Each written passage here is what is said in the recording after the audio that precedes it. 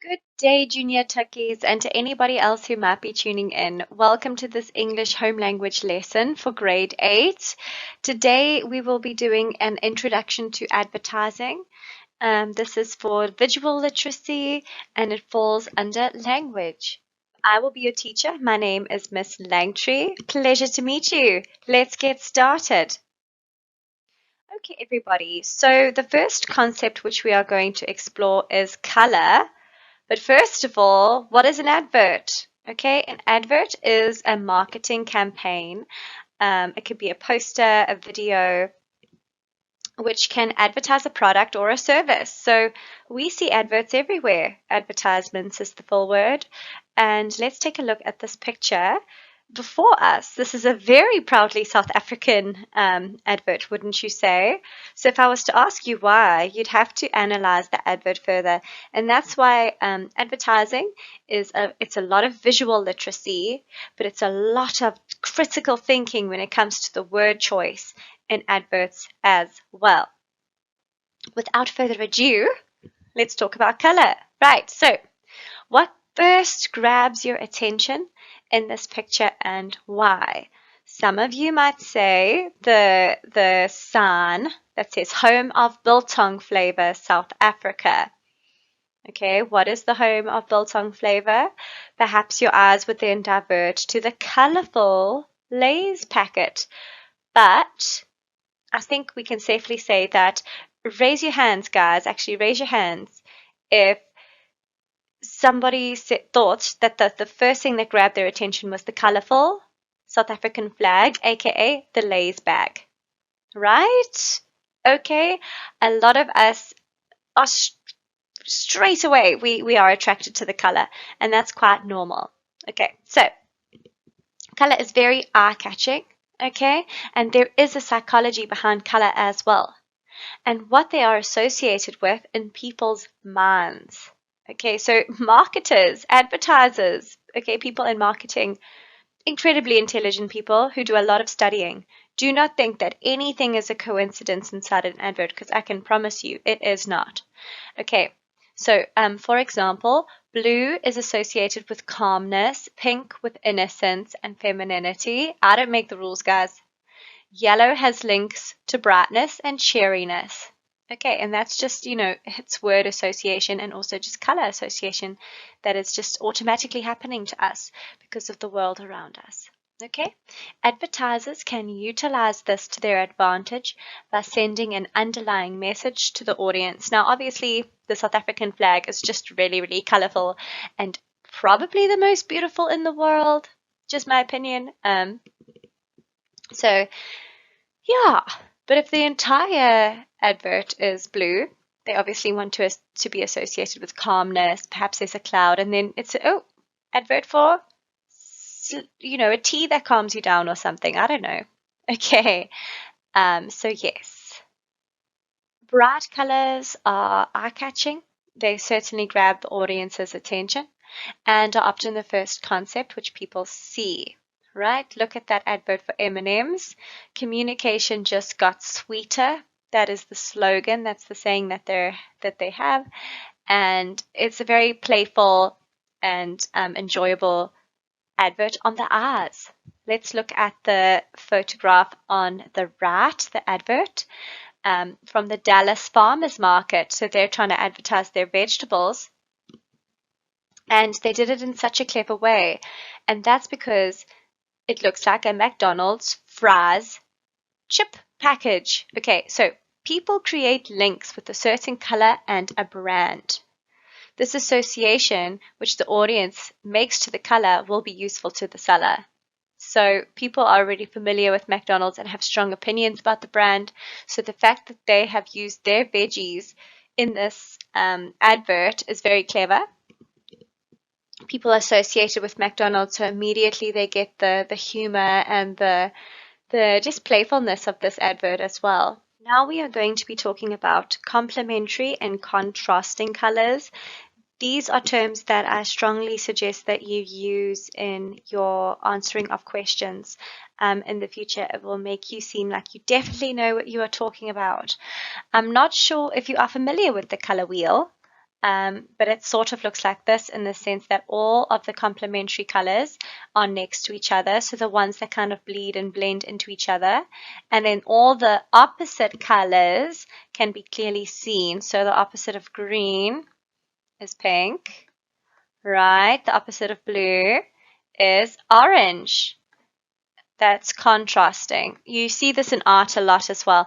And advertisers, once again, they use this to their advantage, either to make things pop or to make things look very aesthetically pleasing. So on the left here, we see the most beautiful, I don't know if it's a Fox Terrier or a Jack Russell, don't come after me, saying, put your dog in a healthy place. Okay, happy dog. And so we see a doggy doing yoga, but I want you to pay attention to the blue, the use of the different blues. Notice, I actually want to point this out to you. They've got, I'd say that's this one. I'd say that's this one. And then maybe, okay, that's it. But yes, they've done a really clever job of using contrasting colors there, in my opinion. Then on the right-hand side, did I say contrasting before? Complementary. They complement each other. They bleed into each other. The colors that are close together on the color wheel. And then on our right, we have contrasting colors. And when something contrasts, it doesn't mix. It kind of clashes. There's a contrast. There's two very differing opinions or colors. Okay, so we have the yellow. Right. We have the blue. On the other side, I'd say it's quite close to that color. Okay, we've got red. Just red's there. It really is all over the place. And it's effective, isn't it? It's very bright. It's very bold. It's a very eye-catching picture indeed. Very sophisticated. What it's basically saying is that the hot sauce is so powerful that it made this corn explode, right? Because it was so hot. And it's an advert for hot sauce. Okay, and the colors are opposite to one another. These colors contrast and therefore stand out. The color pop and the colors pop, and the contrasting colors bring a vibrancy, which means energy, okay, out in one another. The fact that they're opposite, it really brings out the blueness. It really brings out the yellow and the red. Okay, I hope that you see that. Now we understand why having lots of color can be effective in an advertisement, but I just want to draw your attention to the fact that even when there's a lack of color, that is intentional too. They did that on purpose, and it can lead to some of the most powerful adverts that we have. Okay, so why they might choose to make, very little color appear on the advert is to perhaps bring out the color in something specific, like this fish in this fishbowl. All right, notice how the rest is grayscale. Or perhaps to bring out the message, right? If everything's dark and the text, you want the audience to see the text, obviously. So the text really pops out, and therefore that becomes the center of attention. Okay, which is what they want. So I'm just reading the text now. When there is a lack of color, perhaps this is because the issue is more serious. Okay, all the color, like I said before, yellow kind of brings out a happiness and a cheeriness, and then you've got a really serious message. It might be confusing for the audience. So if you just keep it darker, the focus is on the serious words that are trying to be communicated. Okay? It could also focus the audience's attention towards the message or the words being used. Okay, let's take a look at these adverts in more detail though, everybody. Notice the font for the left-hand side image. Save water, save life. This is a fishbowl, okay? And it's got a tap. And now, look at how low the level of water is in this fishbowl. What are they trying to communicate to you? If they were to say, explain the relevance of the slogan, which is the word stated, you could say, well, they're trying to say that if you waste water, you're doing something extremely dangerous for the survival of not only you, but, the human race and for our animals as well, but also you. So here's a fishy, a fish, and he's very concerned with the lack of water, because if there's no more water, he cannot live. And we need water to live too, guys. So it's a very, very powerful message indeed. Then on the right-hand side, we've got angles. I'm not sure if you've done visual literacy yet, but notice how he's looking down like that to kind of look dangerous, okay, to look powerful and whatnot, and shadow work as well to illuminate his face like that in a dark room. It's meant to scare you, okay? And why are they trying to scare you? It's because of the words. Again, this is from Arrive Alive Road Safety, and they say, you're a killer if you text and drive. My goodness. So they kind of displayed what they think is the more traditional sort of, when you think of a killer, what you associate with that word, sort of a dangerous person in a dark corner, kind of ready to lurch out at you when you least expect it. And they're trying to communicate that you should not text, because then you will cause a car accident too. Very, very serious issues that are very beautifully communicated with few words and powerful marketing and powerful advertising to get their message and their service across. So the point is, just because there's a lack of color, doesn't mean that it's not a brilliant advert. All right. Alrighty, so what is font? Well, font is the way in which the words are written.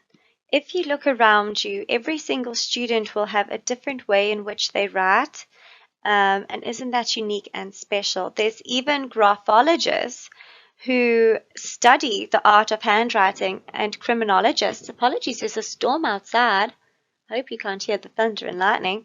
I digress.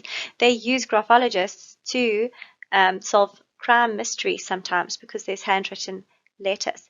Okay, so font is the way in which words are written. I'm not sure if you went to a school where they taught you how to write in either print or cursive.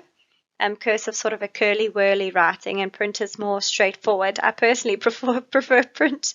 I could never read cursive writing. But yes, that's two different types of font. Take a look at your writing. Which one do you use? Cursive writing is the top paragraph, and then the bottom paragraph is your print writing. Okay, well, advertisers, guys, use font to portray a message as well. If they use very, serious, kind of no fanciful writing, they're trying to make you focus on the message. Perhaps they have a more clear-cut strategy, or no sort of jokes, included in their advert. They want to be more serious, so they'd use a more serious font.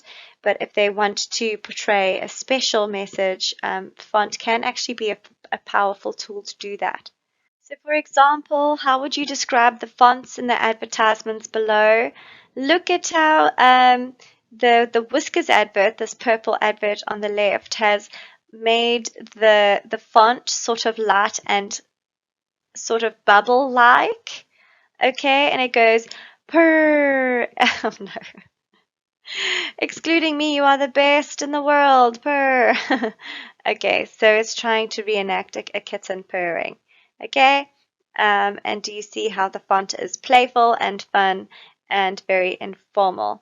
Then on the right-hand side, we have Nando's. Nando's is quite a famous sort of brand, and they always use this font. Often now, if I see this font anywhere, I associate it with Nando's. Again, you've got the connection in the mind, and it says, I hate coming up with jokes. It's peri peri hard. It's a pun, guys, on the word peri peri and very, very. And they are quite famous for having spicy foods. Okay, so that's why the joke is relevant to the brand. And they don't even have to say Nando's there, and we all just know it's Nando's, okay, because they like to advertise a lot. But yes, the font, right? It's curly, it's cloud-like, it's fun, it's informal, and it's light-hearted. Pronoun choices in an advert. That's right. Every single word, every detail in an advert, someone has been paid to orchestrate and to envision, and it is thought out. Even the pronoun. Pronouns are words such as you, I, they, us, she, he, and them. Okay, it's words that replace the noun. So that's what a pronoun is. And they are powerful tools because they can be very inclusive. For example, you can do it. I made it, so you can too.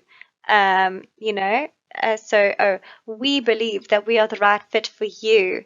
Do you see how they can actually be? They can be very powerful. Okay, it can create a relationship with you in this brand, sort of a connectiveness.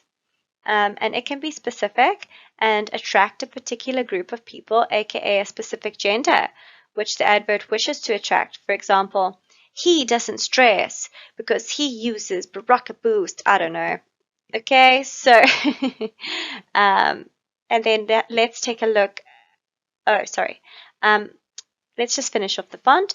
Pronouns also create groups. They don't stress. Why should you? Just as an example. Or, yeah, they don't sweat. Why should you? And then it's an advert for, I don't know, deodorant grows. Let us look at some of the adverts that are on display here. If they think your dreams are crazy, show them what crazy dreams can do. And that is, I think, either Venus or Serena Williams, they are extremely good tennis players. So that's just showing you, it's creating that divide, like don't listen to them, do what you want to do. And it's so empowering when they say things like that. And then here's another one. I believe this is a South African film, and it's called She is King. I'm here for it. I can't wait to see that in cinema. And then the slogan at the bottom reads, "Don't dream it, be it." Again, it is a pronoun.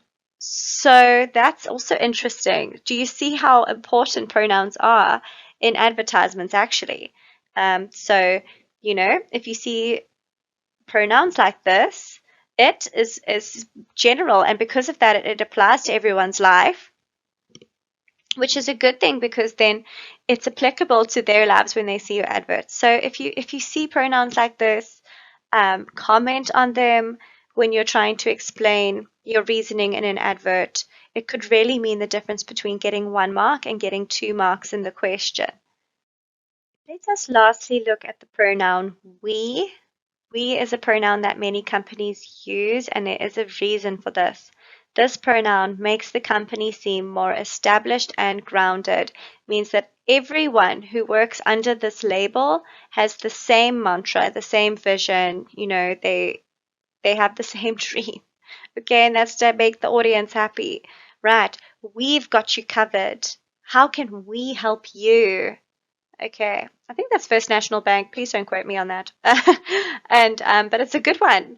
Okay, this sounds as though the company is a group, and that group, that team, has a mutual understanding, and they know how the work should be done. So again, pronouns are so fantastic. Let us look at the 7-Up advert. I don't know. I'm no mother myself, but would I feed my child 7-Up knowing how much sugar is there? I don't know. I hope that an advert like this is banned these days.